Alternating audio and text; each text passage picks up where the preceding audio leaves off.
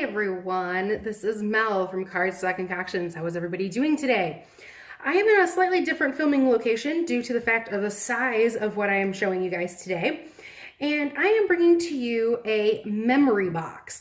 Now this memory box is actually designed for a wedding shower gift for a friend of mine, but I thought I would share it with you. And I'm actually off to the side of this so you guys get the full effect of the actual box itself.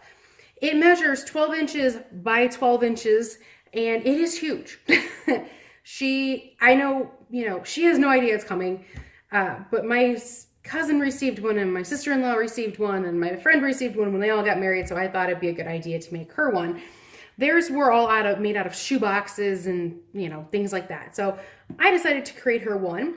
It is created out of chipboard, and the chipboard, I believe, is from Bo Bunny. It is the extra heavyweight chipboard. It's about 1/16 of an inch thick, and it gives it a nice, thick, hefty sound to it as well.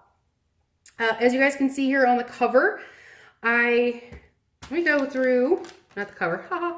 Let's go through which lovely paper pad I used. I used ColorBoc Love Amor, and it is a 12 by 12 sheet or collection that I actually inherited from somebody else. It was given to me out of somebody else's stash that could no longer use it, so I decided to go ahead and use it. And all the sheets out of there came from here. On the cover, I went ahead and I used a black Wink Stella pen. You guys can tell I kind of got a little overzealous the first time I used it. And I outlined the flowers. I don't know if you guys can actually see the twinkle on there, but in person you can. So I outlined the flower section as well as the happily ever after. I re-inked that in the black.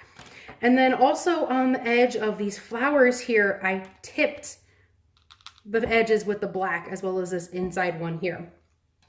I did create an open frame. It is a frame. I don't know if I actually have a piece of paper in here to show you. It is open here at the back. You can slide something in there. And it is a 5 by 7 inch frame, so it is designed to hold a 5 by 7 inch photo. So the little flowers here on the front are from Kaiser Crafts, or Kaiser Scrapbook. They are the little pressed paper flowers. These are blue ones, obviously these are pink. And I did use 2 flowers and I offset them in order to get this look. So I offset the 2 flowers.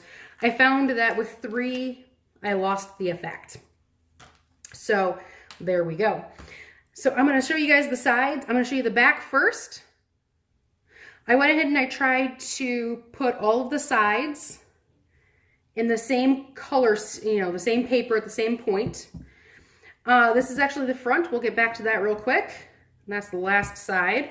And I also covered the bottom, which I've kind of set in something since then. But I did put some actual DSP on the bottom, some actual, pattern paper on the bottom. You can go ahead and just use black if you want. I'm gonna turn this on the side so it's a little bit easier for you guys to all see this. This front flap here is actually cut at an angle. I'm not sure I would do that again, to be honest with you. And I just went ahead and put a piece of black cardstock on there as well. It is held in place by 6 1/2-inch magnets. And I will open this up. This is the inside. And the magnets are actually in here. I'm gonna turn this over. Okay. So the magnets are actually in here, and then they are also placed here as well. So this is actually the top of the inside lid, and then the inside pieces. And I wanted the inside lid piece here as well as the inside piece here to all be the same pattern paper. Everything, all the paper is actually inked in Stampin' Up's Crumb Cake ink. It turned out gorgeous. It very closely matched some of the cream that was already in the inside paper. The outside, I went with the cream crumb cake black combo to keep it neutral. The inside, my friend does like pink, so I went ahead and did the pink.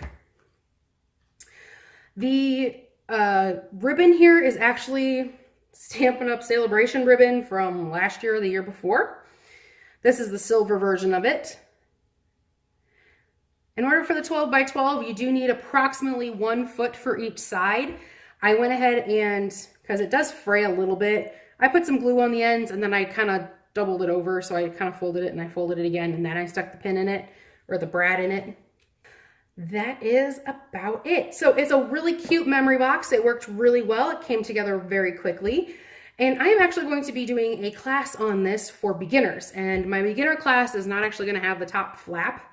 So we're going to get rid of the flap because that just makes things a lot harder. But I will be doing it here on my YouTube channel, and it will be 8x8 version. So everybody will get to see how it's made.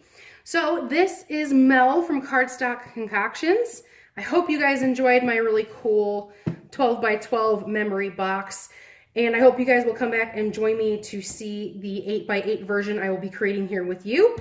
And that is everything.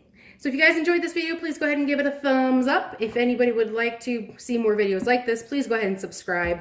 This is Mel from Cardstock Concoctions saying thank you guys for coming and joining me today, and I will see you next time. Thanks a lot. Bye.